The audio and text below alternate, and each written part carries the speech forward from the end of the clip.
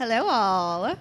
Thank you so much for joining us here today. I know that the traffic can be a real pain, so we appreciate you coming out here to talk about NFTs.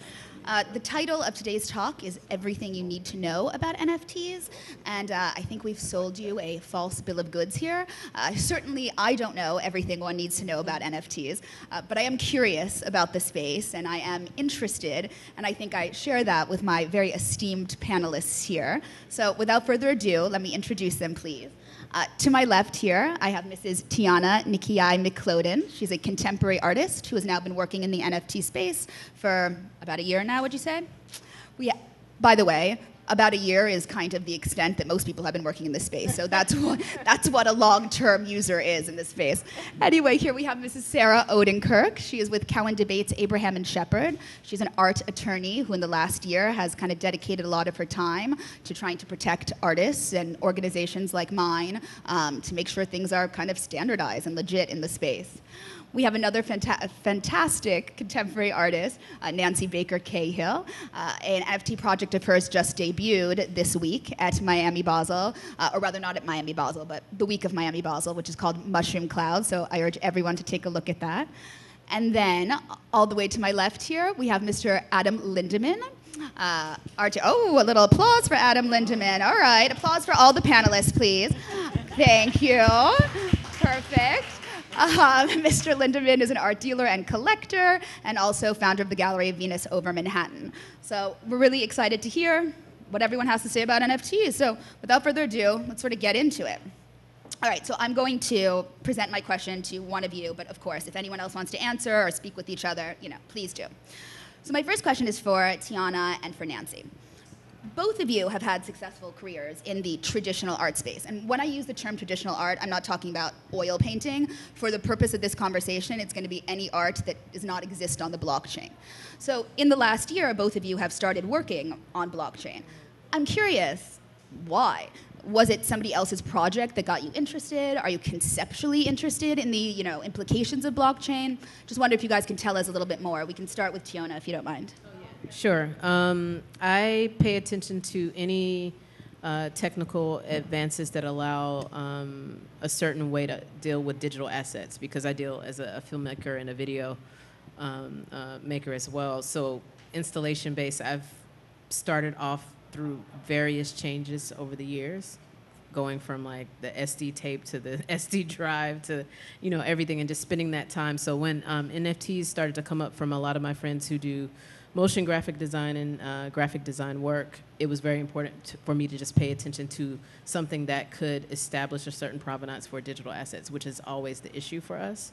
And so that was my entry point, and then it became a different way to think about certain digital assets of mine that are left, quite frankly, on the cutting floor and don't necessarily feel like they need to occupy a physical space within my installations, and how they could exist within that space on the blockchain, but also in the metaverse and with collectors who are very involved and invested in particular digital haptics. Like they have a very specific interest and care for digital assets in a way that a lot of people do not in what they call the real world.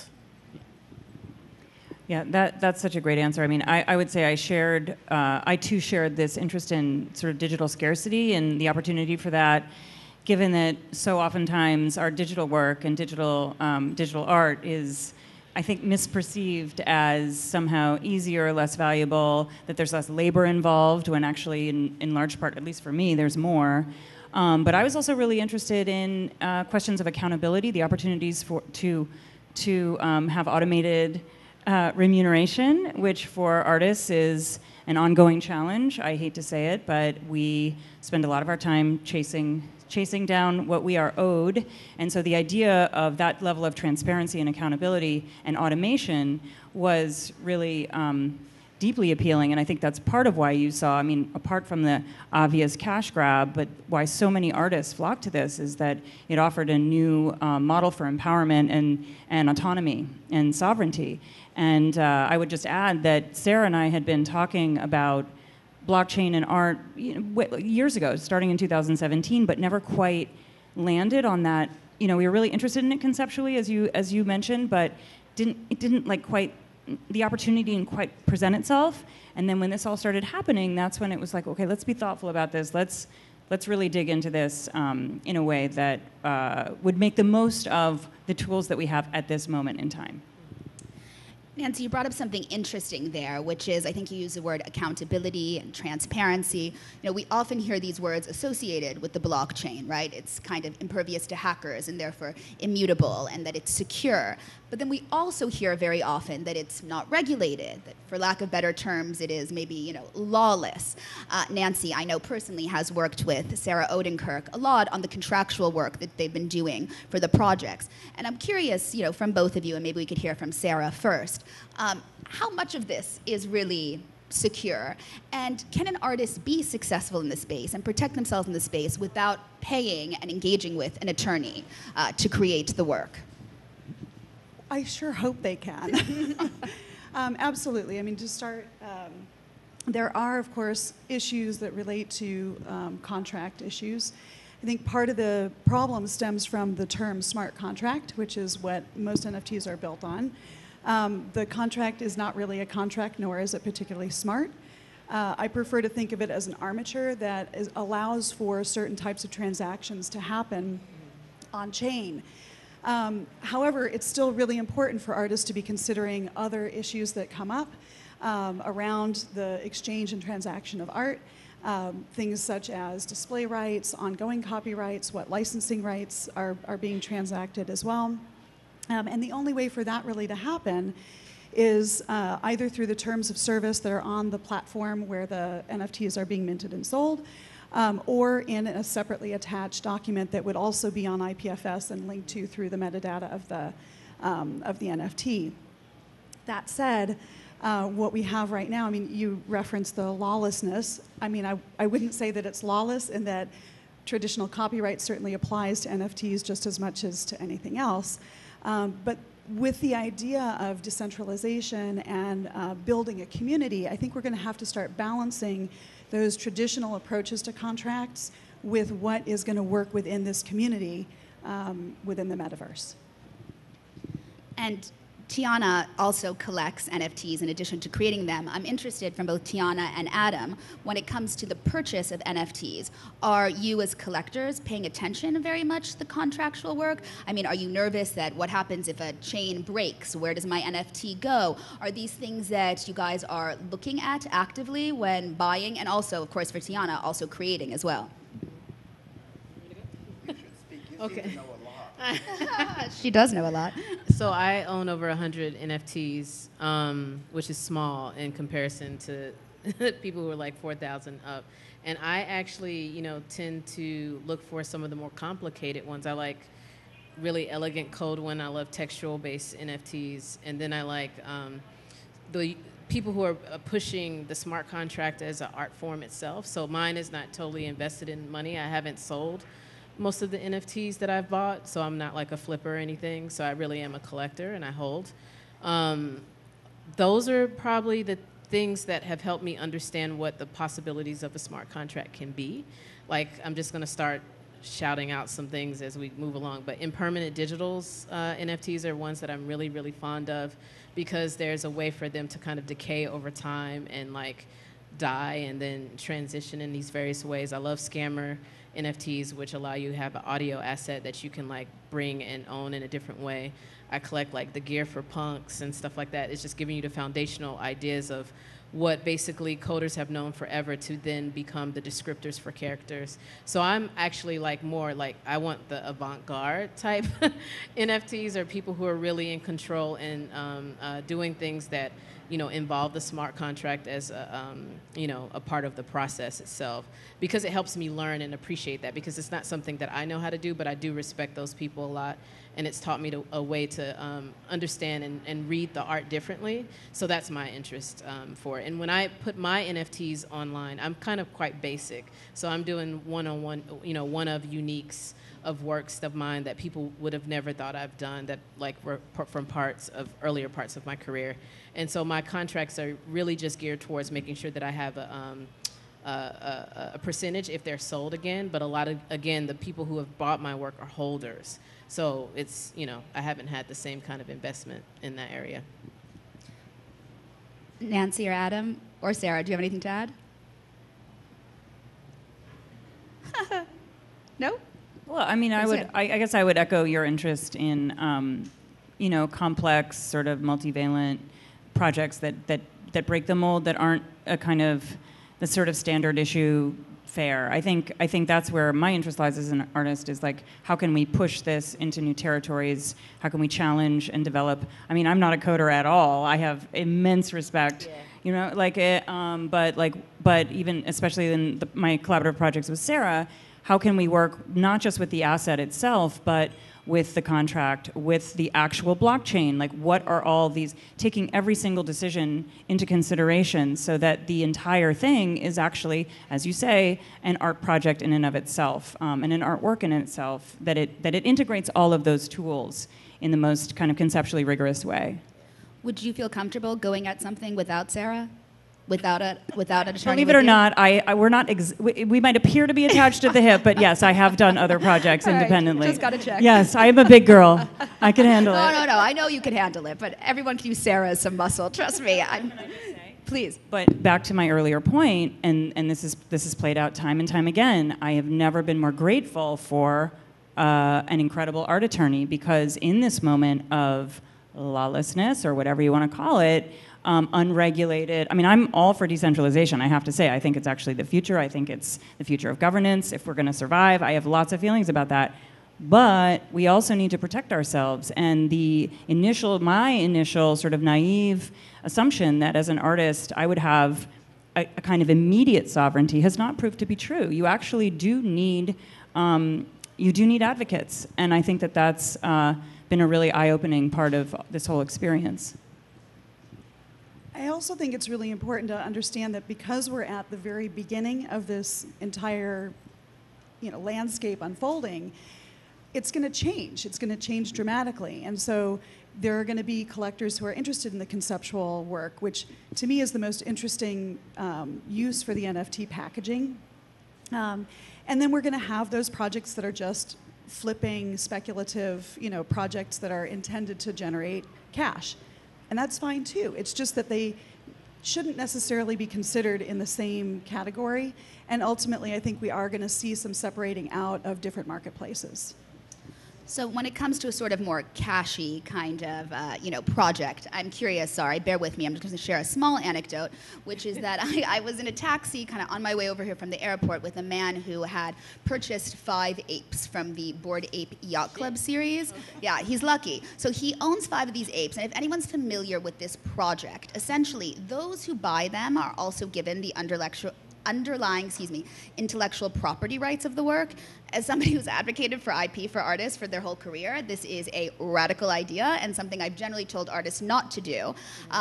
But this is very interesting. What they're encouraging people to do then is create derivatives of these works that they own. They can't use the actual title, but they just have to change one word. So this guy, he had the Pirates Ape Yacht Club. And now, in theory, he could monetize on that himself. So it sort of creates this interesting kind of ecosystem or mini sort of market. I'm curious, first from Sarah, and then of course from the rest of you, what do you make of this either selling of or fractionalizing of copyright? It's very interesting. I definitely think that there are some problematic components to doing that. I too come from the more traditional copyright background. However, I do think that with this new structure, we're going to have to be flexible. We're going to have to sort of take a new look at copyright and figure out what it is the community wants and how is this going to be a successful interaction and exchange. Another interesting and exciting thing about the NFT space is the ability to create community. And to have, especially with the DAOs, the groups that are coming together to vote on certain decisions within the space, there is this idea of not being ruled by statutory law, but being ruled by more community desire. So we're going to have to figure out how to balance that. My concern with the Bored Apes project and others that allow for, like CryptoKitties and Junkyard Dogs, and there are a number of others that allow for commercialized use, is that it's all different. And so if people aren't aware that these rights exist and that there is some need to pay attention, they're not necessarily going to comb through the terms of service and figure out, I can do this and not that. And so we want people to be able to personalize their what it is they're doing with the creations that they're making and their intellectual property, but at the same time, without having some idea of standards and protocols and things that people can rely on, it's going to be a heyday for litigators. Yeah, I mean, I'm just going to jump in and talk a little bit Please. about DAOs because I'm a member of a couple. One that's Tiana, can you explain what a DAO is, please? Yeah, it's a group of folks who are working within a decentralized way of thinking about governance around assets, knowledge, and also just quite frankly being paid for your knowledge, and also the maintenance of quite frankly capital. I'm a member of Friends with Benefits. I've been a member since season 1. They just had the really dope party last night with Erykah Badu and Azealia Banks that was bugged out. But you know, it's a group that has allowed for me to understand what it means to actually be compensated for your time in a way where it doesn't make you necessarily feel like the impulse is to work more. It's like kind of to work smarter and yield things. The collaborative elements of it are inherently built in making sure that everybody's kind of taken care of in those ways. But my interest in DAOs has like continued in the ways that they can exist if you actually buy into these larger crypto aligned projects. So like recently, I don't know if anybody has like owned ENS domain names. Like ENS just did the airdrop where you basically were compensated with the ENS coin, and so I had like 4 ENS domains that I bought for myself to protect myself and also to name my wallets, and I woke up to 15K fiat, but that's in ENS, right? That is not so much about the value of the money, it's about how much you have as a participant, just as much as a stockholder would, but it's just given to you as opposed to you having to buy in stock and also buy the asset. So I think that it pushes you into this accountability and understanding and where you actually want to put your money or your crypto and what you want to invest in, because you actually do have a chance to kind of shepherd that post the exhilarating moment of saying, I got this 1 of 100 thing. You actually are a participant in how this project can grow, evolve, where it can show, and all those things. And I think that it creates a opportunity that is a really beautiful flow of education. So like, I don't like to talk about NFTs in a way that infantilizes anyone, even if they are new to it. It's just that you kind of really do have to bring it to the people where they are, and know that now most of your failure is a teaching lesson, and that when you get into it, you will actually have an opportunity to be a part of a larger group of governing bodies who are also participating in the asset. But you could also make a lot of money if that's what your thing is too. And nothing wrong with that. Sorry, Nancy. Well, I was just, no, I mean, you were so eloquent about that, but I would just add, we also just joined Friends with Benefits, and I think that I was so excited. I was like a kid when we joined, because I was like, oh my God. Because that's the participatory nature of it where I actually think there's the most opportunity. Yeah. And I think that's where we're going to see less asymmetry, less of the sort of pyramid schemey, all of that nonsense. I mean, I really do think that if you can, like do the equivalent of a mod to one of these, to a Bored Ape or whatever, and you can participate, your creativity is rewarded, and you belong then to that community, and you participate in that discourse. I don't know, I think that's the economic potential. And again, if like, not to get big and meta here, not to use that cursed word now, but I think moving forward for us, because of late capitalism, we have to find new models and new opportunities for us as individuals and collectives. And that's, to me, I mean, I realize it's not perfect and there are a lot of kinks that need to be worked out still, but that does seem to be a place of really fertile engagement, potential fertile engagement. So you're giving me the impression that this is a real kind of community, this NFT, these consumers and all the rest. I mean, it's sort of an intense, I'm curious, was this hard for you all, and please, Adam as well as a buyer, and Sarah, of course, as an attorney, including the artist, was this hard for you to break into? And specifically for the artist, do you find that your patrons are they coming from the traditional art space, or is it a different class of collectors? And if so, how would you see the difference in engagement or connection, perhaps, with these patrons?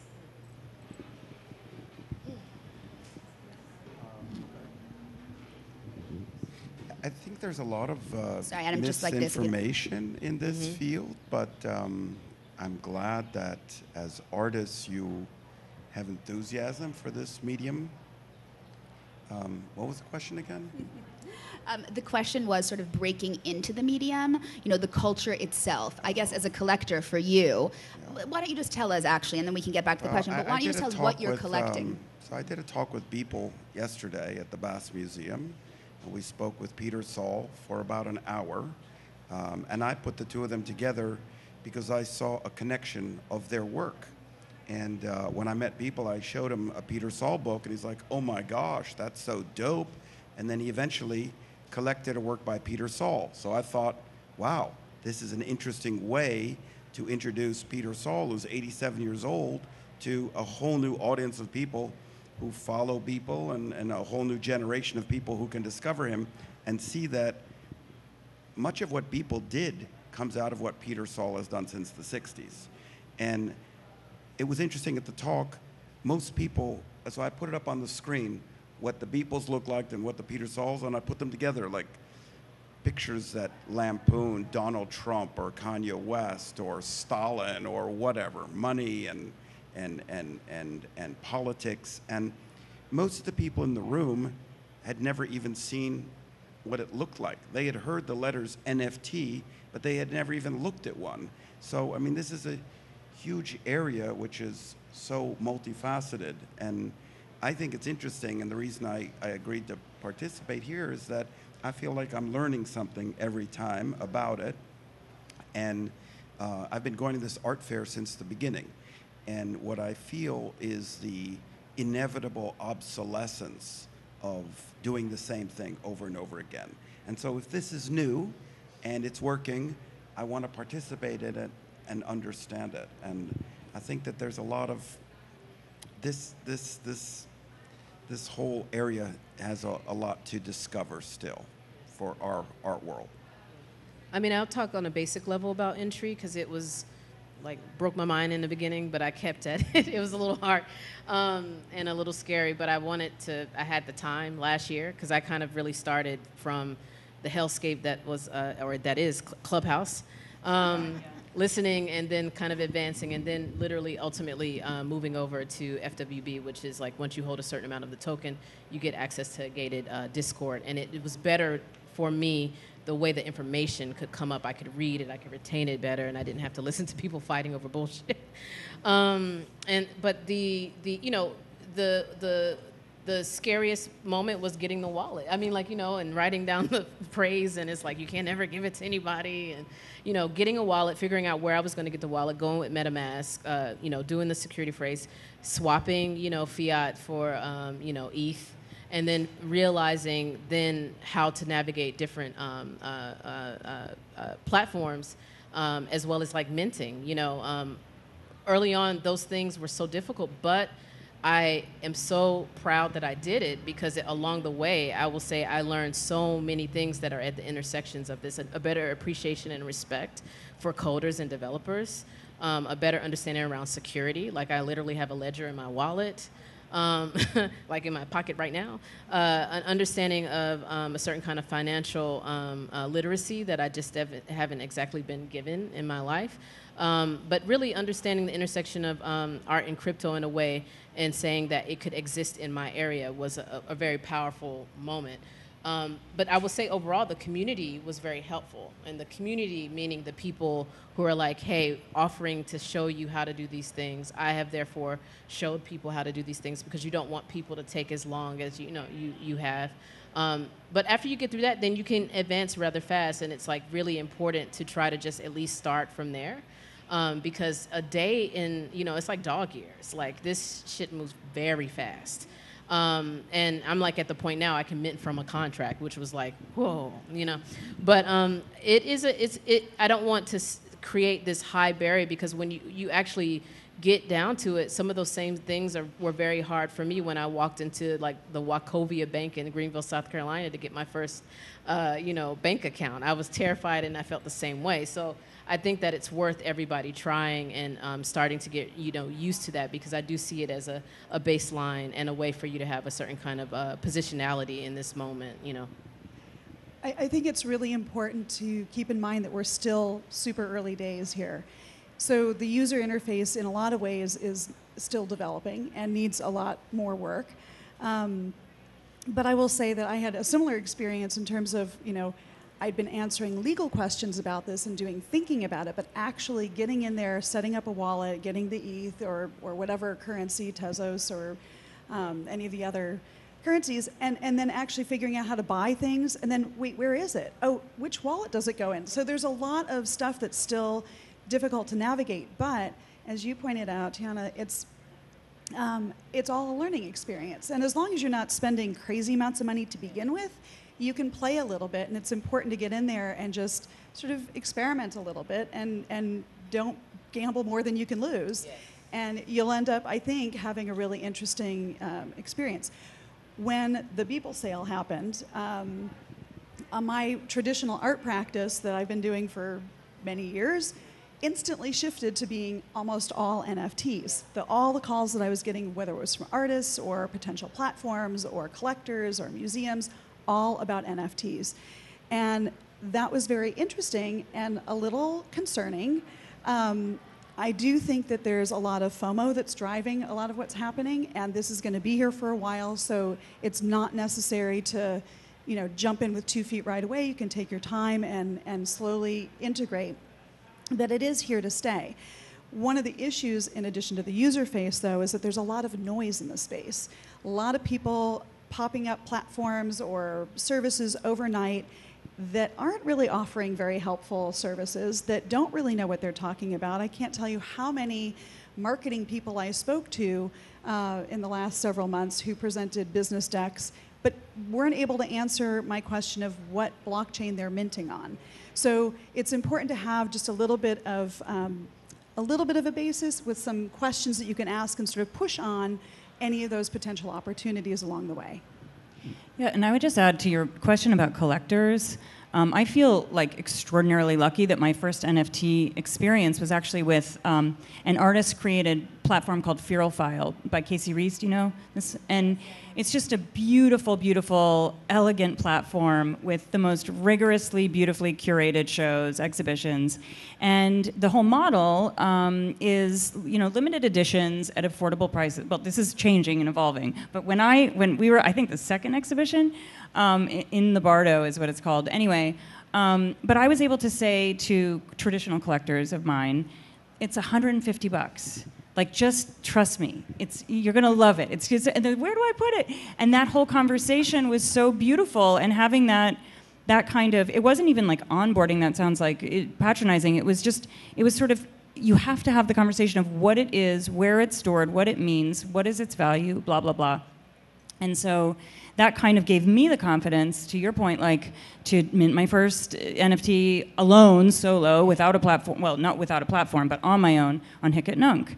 And I just remember that elated feeling of like, I did it, and being a part of that community. And so I would say my biggest challenge now is that because I started, I started working with crypto in 2017. I now have so many wallets, I don't know where anything is. But so that is a problem. Like, I urge everybody to try and have like a wallet. Do you have the passwords for all of these, or are these? Some have not made it. But tattooed on your arm. No, seriously. Yeah, like but with a bandage over it, so no one else can see it. Exactly. The seed phrase right here, right. somewhere delicate. Right. Exactly. Yeah. Adam, I'm curious, Nancy just brought up, where do you display these things? When it comes to your NFTs that you have been purchasing, where are you displaying them? And like, what do you look for? What makes a good NFT in your approximation? Well, I don't really understand this display issue. I don't really get it. Just a little closer if you don't mind. I don't understand the whole display thing. It's this need to make a digital art form adhere to the standards of the traditional art world. Well, what is that about? Why do I need to display them? Everyone wants to display, and then I've spoken to NFT creators, artists, and they're obsessed with it. I guess it's a need. I was talking to the Eric Calderon, Snowfro, the creator of Art Blocks and Chromie Squiggles. And I'm presenting a Chromie Squiggle in my booth at the Art Basel Art Fair. And it's interesting, I've had the Chromie squiggle on the table as however many people walk through Art Basel. I'm sorry, Adam, that it wasn't Nada, but I went over there for this particular show. But no one asked me even what it is. There's not a single person who stops and says, oh my God, that is the single most successful work of generative art on the internet and in the history of art. Not one person even asked me what it is. So that kind of tells me that the art world is not the NFT world. And how is it displayed? There's a company called Infinite Objects that makes these terrible little plexi things that you plug in, and they're horrific. And they've raised money because no one knows what to do with these things, and it sits on a little plexi, and if you go to my booth, which is E6, you'll see it there, and it's horrific. And Eric asked me, well, how do you want to display it? Should we publish it on vinyl? Should we make this? Should we do that? I was like, I really think it should be displayed in the manner that NFTs are standardized and displayed today, which is Infinite Objects is the most standard and the most common and everyday way to display it, and that's the way it's shown. And to me, that's just a display. Where it really exists is on the internet. And that's its native place, and I'm okay with that. I don't need to like put it on this screen, and I'm definitely not taking down my Picasso to put an NFT. But why would I? In the same way that a sculpture is a sculpture, I think a work of digital art is very interesting where it is, how it is. And I don't really need to put a gold frame around it and hang it on the wall. Sure. So you brought this work here with you, I mean, to display. I'm curious in general, when you are selling, if you've had it pass with it, and of course this is all very new, but if you are trying to sell NFTs, are you generally selling them through platforms as opposed to through your gallery and through, exhibition publicly? And if so, can you tell us which platforms, you like to consign with? Well, this work is for sale primary from the artist. So it's a very unusual situation because actually NFTs are sold, they're minted on these various platforms, which we were talking about, and then they appear on secondary marketplaces like OpenSea. So it's very different from this art fair here where you actually have galleries. In a way, there's no need for the gallery once you have an NFT. And in addition to that, the smart contract pays the artist back every time there's a retrade, and that's very interesting to creative people. So in this case, I'm taking a work that does not adhere to the gallery system, and I'm putting it in a gallery with the artist's cooperation a bit as an experiment to see how people will react. And he wants to be in the context because he likes James Turrell, and he likes other artists, and he wants to be respected, so he wants to be in Art Basel and considered, and I'm happy to serve as an educator. But really, there's no need for me whatsoever because you just, when they mint, you press a button, you put in your ETH, and you get it. Sure. I would actually disagree with that. I think there is. But you're wrong, Sarah. We'll be the judge of that. I will tell you why I'm right. You're correct that obviously the artist can sell directly to the consumer, the collector, but there's still a need for, and I realize that, especially on Clubhouse, there was a lot of conversation about the disintermediation of the art world as soon as this all hit. But there still is a function that a gallerist or somebody who's sitting in that middle position can play in terms of exactly what you just said, education, talking with people in maybe a way that either an artist is not comfortable articulating, but because it is important for us to have conversations, and if people don't have that entryway into the community, it can be very inaccessible and scary. So I still think that you're relevant in this space. Well, Thank you. I mean, I would follow up on that and say that, if we're talking about people who are just in the game, then that's when we get into the conversation about what we were talking about earlier was, platforms that have the custodial wallet. There's a lot of platforms, foundations, or... Tiana, can you explain what a custodial wallet is, please? So if you mint on a particular platform, they could hold your smart contract for your NFT until they actually, receive the funds and then release it through that. Like, I mint pretty much exclusively on Zora. That's where I minted my first NFT, like this March 1st. My Genesis piece is still up there. And I like the Congratulations. fact, thank you. I keep raising the price. People, Good. drag your feet if you want to. But one of the things that I like about Zora, and Zora does a lot of work with FWB as well, and it's because you can be an individual and create your own marketplace, which is what I think is really, really important for people to start to think about. And I think that the education element, the onboarding element, has come through a lot of these platforms. And so I think that there are individuals who, or platforms or, minting services that kind of exist as that space. And most of their work has been through that custodial wallet element. So there's a different conversation to be had about if a gallery actually needs to develop, quite frankly, their own blockchain so that it can actually be something that they move their assets along. Because you do not have to adhere, and this is going to be a little bit conceptual in many ways, but you do not have to adhere to an ETH blockchain, Bitcoin, Tezos, all these other things. You can actually establish your own and figure out how that becomes a way for you to move your assets along that and have it be received and shared amongst other individuals. But back to Zora, the reason that I am interested in Zora is because they do not take that fee and they do not hold your NFT in a custodial wallet. It remains in yours. You establish it. You pay maybe a little bit extra, but you don't have that double impact thing that happens in the beginning where you're someone's holding your stuff, and if something were to go wrong or somebody were to hack them, your shit is lost. So I think it's good for education to try both. When I was minting first off, I'm just throwing out there, I went on Foundation, Zora. I've sold one on both because I needed to compare and see how the process went. There's more that have been made. The ones that you are on were really great because they were so curated and the art was so much better to get to. You could see better. I owned a Synapse that I sold, so I'm a little, sick over here about the art blocks thing. But I think it's really important to kind of mint on these platforms to see yourself.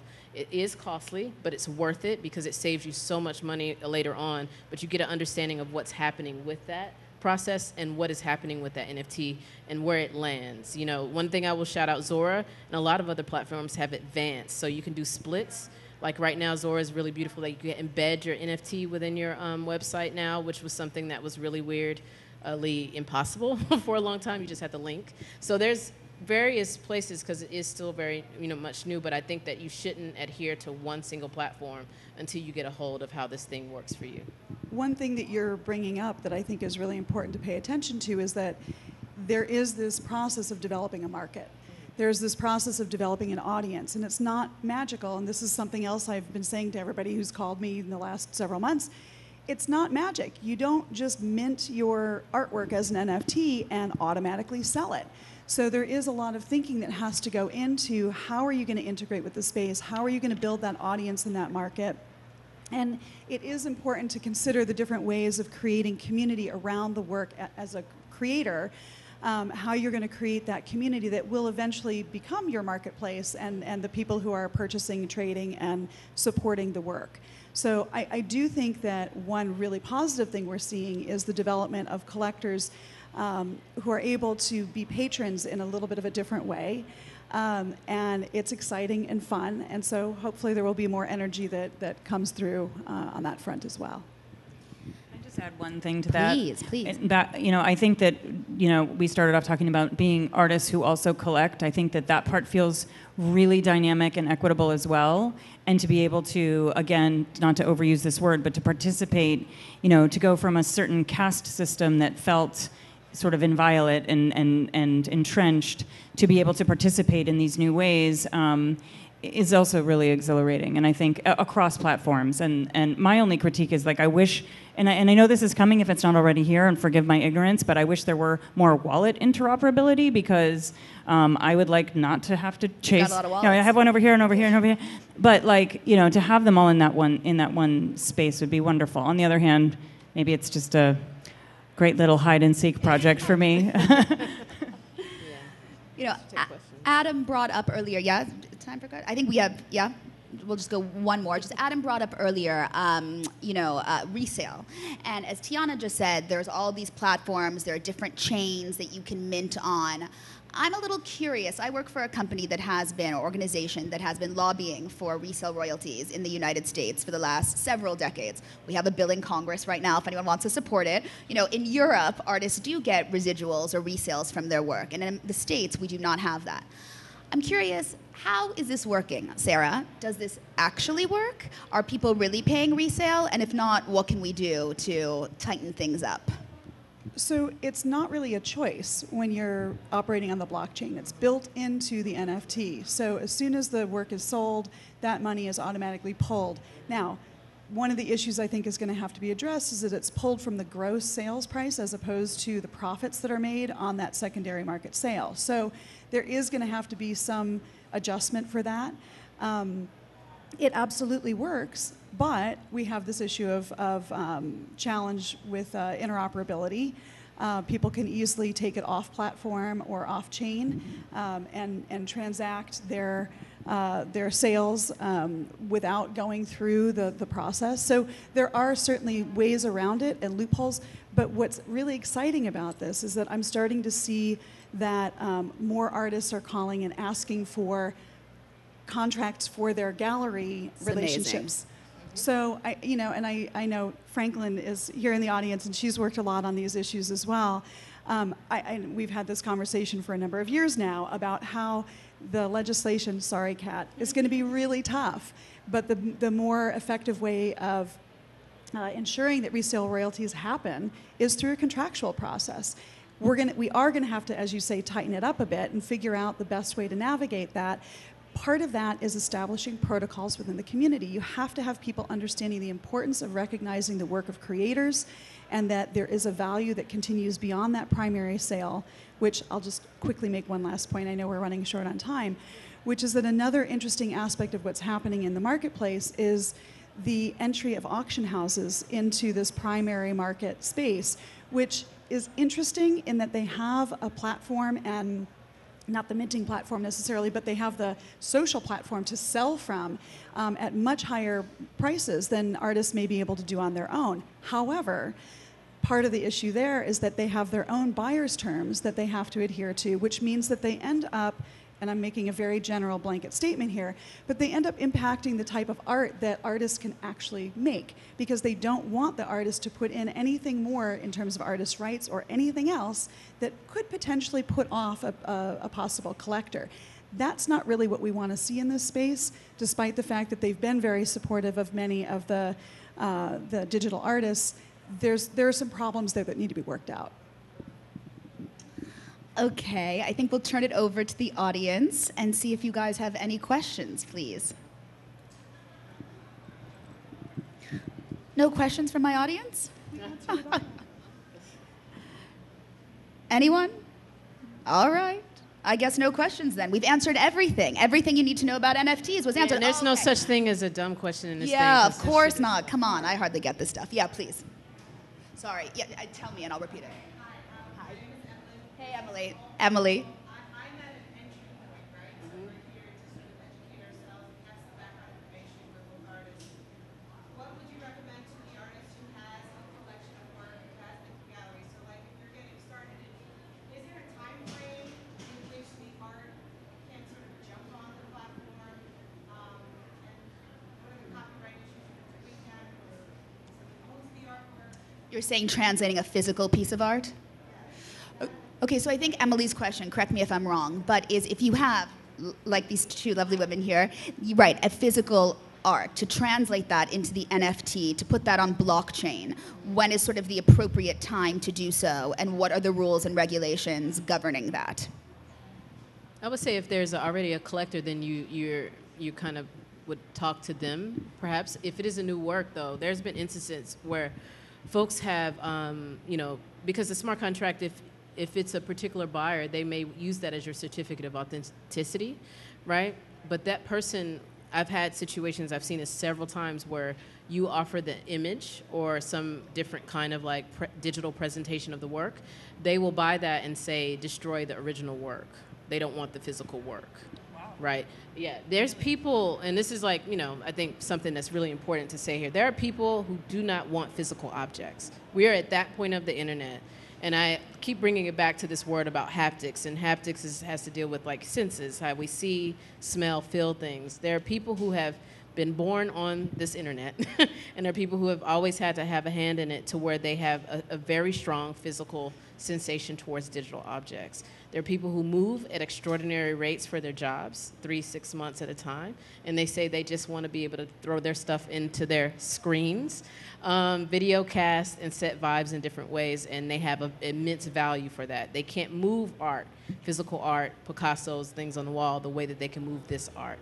And I think that that's something to consider, as well as thinking about the metaverse, and that being something that is creating this particular physical engagement in this space, and all the advances around the materials that allow you to feel and sense in that space. There are people who want to place your objects. So the thing that I would say is that people should think about the various ways they can bring their work over. So if you do have a sculpture, what if you did a 3D processing of that has an allowance for it to exist in the metaverse that could sell at a different rate? Those things are very, very important to think about. So I think this is where we start to see that there are different marketplaces for different types of presentations. And we're seeing a lot of efforts by artists who traditionally work in physical media to bring that work onto the blockchain and create NFTs. It's complicated because there's no way to require that every time the NFT is transacted, the physical work goes with it. So pretty much from the get-go, you have to assume that even if you're selling pieces together, that they will not travel together throughout their life. So thinking about what that means is really important, and it's important for artists to be able to articulate what their intentions are. You know, Tiana talked about works that degrade over time and that's part of the work. So there's a conceptual element to building whatever package it is you're selling. And some people want the physical, some people don't want the physical. If we're looking at the NFT as simply a certificate of authenticity, then we need to be very careful as to who the creator of that NFT is and make sure that that is, in fact, the person who created the work. So we still have the garbage in, garbage out problems that happen with people who don't actually have the rights to minting things in other people's names. So I think that there is a way to do this, but it has to be something that you personally feel works with your practice. And so I would also say that artists who aren't comfortable with NFTs should not do it. There's no reason why, you know, there's still going to be a market for physical artwork. It's just because the NFTs are taking off now doesn't mean you have to embrace that in order to be a successful artist. I do think that as we move forward into the future, embracing the metaverse and a lot of the things that are happening there, it's crucial, especially if we're going to be able to talk to our kids who do nothing but buy stuff in digital form online. We got an airplane overhead for the metaverse there. Yes, please, Andrea. So speaking of the projects that involve both physical pieces and NFTs, some of them, you know, have this option to burn the NFT and keep the physical piece, or vice versa. Can you speak towards what is burning an NFT? What's the process, and what does that really mean? So Andrea's asking about, I mean, I think specifically maybe, or I'll give you again an example of something. Damien Hirst recently, I guess in August, he did a big NFT project where he issued 10,000, they're dot paintings, 10,000 dot paintings as NFTs. We're going to say goodbye to Adam as we finish this last question. Bye, Adam. Thank you. 10,000 dot NFTs that had corresponding, thank you, corresponding canvases to them. And sort of the conceptual piece of this is after a year's time, you can either keep the NFT, which might have appreciated tremendously, and he is going to make a show of burning the corresponding canvas, or the corresponding canvas will be burnt, the corresponding NFT will be burnt, and you will get the canvas sent to you. So yes, I think that's a question. Burning an NFT is like, you can literally send it to this address that contains the crud of the world. But yeah, I have had to burn a couple, and I say had to because I've like bought into things and they've been like scams, or you find out the person's fucking racist and it's just like, I'm not holding this in my wallet, and you just burn it at a loss. But to burn is to destroy the file. It like eliminates it, takes it off the blockchain in a certain way. Other ways, when people do send it sometimes to address, it will go to a place where it still can be seen, but it's like in this nameable foolishness. Yeah, limbo. It's yeah, it's like what's that film with Matthew McConaughey where he's like in the room? Yeah, no, I mean it just like is. Yeah, it's. I really want somebody to do a project on this. It's like really brilliant. But yeah, the burning is the destruction, and so some people have made that a part of the art, which has been for better or for worse, because some people have snuck things in where they'll just like burn it, and you're just like, whoa, what happened? But I think there's creative ways to deal with it, like the impermanent digital NFT that I really love that project. I like just recently burned one of the IDs that I had for an afterlife token that I can use to buy something else that will like turn into something else. I just like those kinds of things. It kind of keeps me involved. But there's various examples. But it also, you can like, quite frankly, burn ETH if you send it to the wrong wallet. You know, and I mean that. Like you know, you can send it to the smart contract, and that's just like kind of abolishing that money. So it's something that you really want to read up on for those who don't know about it. You can also, if you feel like it, if you don't like the way it's performing on a certain platform, you can burn it there and move them and remint them. And how do you burn it exactly? It's just an option in your wallet? Yeah. Just burn. Yeah. There you go. Please.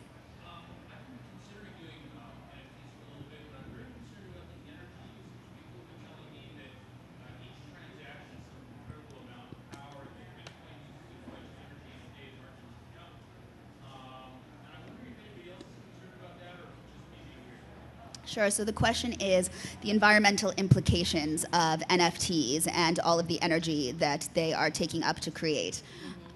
Yeah, there's a lot of conversation about it, and it's cause for concern. And there's also like these emerging blockchains that are priding themselves of being like, you know, it's like proof of stake versus proof of work. I don't have really much time to talk about that here, but that's something that you should look up to figure out, you know, where you would sit with that. But I would say that some of those things are being myth busted online. I think capitalism is harmful to the planet. If I'm honest, there's a lot, you know, but and not just in general. But I do think it is cause for concern. You're not being weird. It's something that is a conversation that's being had. And one thing I will say, and then Nancy should really speak to this because so much of her work really addresses these issues. But the wonderful thing is that I really think it's the artists who have brought this issue to the forefront in terms of being something that's important to consider. And so, again, we can thank artists for raising awareness around these issues and pushing the community to do a better job and to think about different options and to figure out different ways to better the blockchain experience and the impact that it does have. Yeah, and I would just say when I first started thinking about getting involved, and this was a primary concern for me because a lot of my work addresses climate change quite directly, and not climate change, climate crisis, climate catastrophe, which is where we are. And I remember meeting with a blockchain aficionado, somebody who apparently brought Bitcoin aficionado, who brought it to Wall Street early, you know, back in the day. And she said, don't be mistaken. She said, don't be fooled. Any fiat transaction, anything you do with the bank, anytime you transfer money in your bank with fiat, you know, you're using a tremendous amount of energy, and it's just that because this is more new, it's under a different type of scrutiny, which, by the way, I think it deserves, and I think we have an opportunity here to keep insisting and pushing for layer 2, for Ethereum 2, which would be a type of proof of stake version of Ethereum. And we don't have time to get into this. There's a whole other... Proof of stake is not perfect either. There are economic concerns that have to deal with equity that are not quite as telegenic as it might first appear. So this is a nuanced conversation. I think in general, the thing that I try to avoid most assiduously is any kind of large-scale addition, in fact, any addition at all, on Ethereum. So apparently the impact of a one-of-one on Ethereum is quite different from, you know, an addition of more than that. So, but I think that as with anything, depending on your content and your intentions, you want to really research. I've been fortunate to work with a bunch of different proof of stake blockchains, and another thing to consider, and this is a really unfortunate back to capitalism byproduct, is that a lot of collectors, a lot of quote crypto whales, don't want to mess with proof of stake. It's not a good value proposition for them. They only want to, pardon my French, fuck with Ethereum. And so, you know, that puts you as the artist in a bind often. And this is something that we're going to be navigating, I suspect, for a while. Yeah, there's like a such thing as like crypto purists. So there's people who are ETH, Bitcoin. I have a little bit of Bitcoin, and then like, ETH, they're hardcore, and they are very much, won't deal with these things. Because when you're a whale, you can kind of control the market, quite frankly. You can say what's good.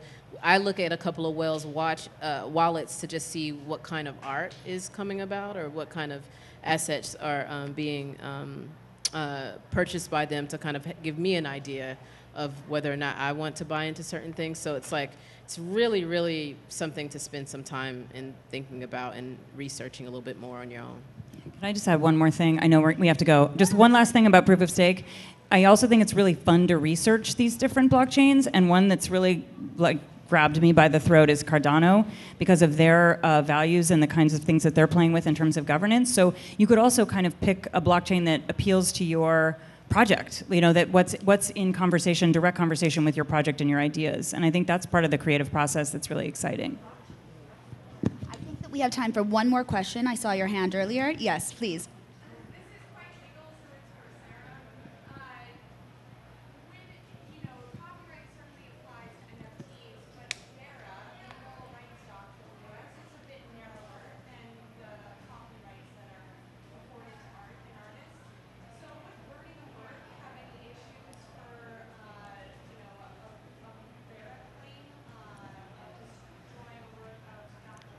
So the question is about moral rights, or VARA is what they're called in the States. And the question is, does this sort of infringe upon that, the burning of a work? An excellent question. You have 4 minutes. I'm just kidding. Yeah. Did you say 4 hours? Yeah, exactly. So, copyright absolutely applies to NFTs and to the metaverse. How we go about policing that is very complicated. And so, yes, there were a couple of projects that received a lot of press attention around taking physical works, making an NFT, saying if you bought the NFT, the work would be destroyed. Turned out that the people didn't really have the rights to destroy the physical work because it wasn't their work, it was somebody else's work. So obviously those raise some of the Visual Artists' Rights Act moral rights issues.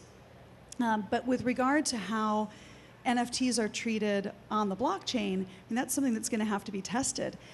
Does VARA even cover that? What does it mean to destroy a work of recognized stature? So we have all of and many of the same issues that we have in the physical world, but amplified certainly on the blockchain. That said, I do think that this is another place where establishing protocols and standards within the metaverse is going to be very crucial. And we have an opportunity right now to build a slightly different world, right? We have the opportunity to create a system that respects the rights of creators in a different way than we've managed to do in the physical world. And, of course, bringing us right back to the question of whether copyright as it currently stands is even effective as we're moving more and more into this digital world. I really do need another 3 hours and 45 minutes. You guys will have to speak with each other, but thank you so much. That was a wonderful way to leave it as well. This is a new frontier, a new paradigm. Let's, do our best to keep it ethical and with values and all the rest. I want to thank my panelists so much. You guys are so incredible. Thank you. And thank you all as well for coming. We really appreciate it. And yeah, we hope to be in touch with you all soon.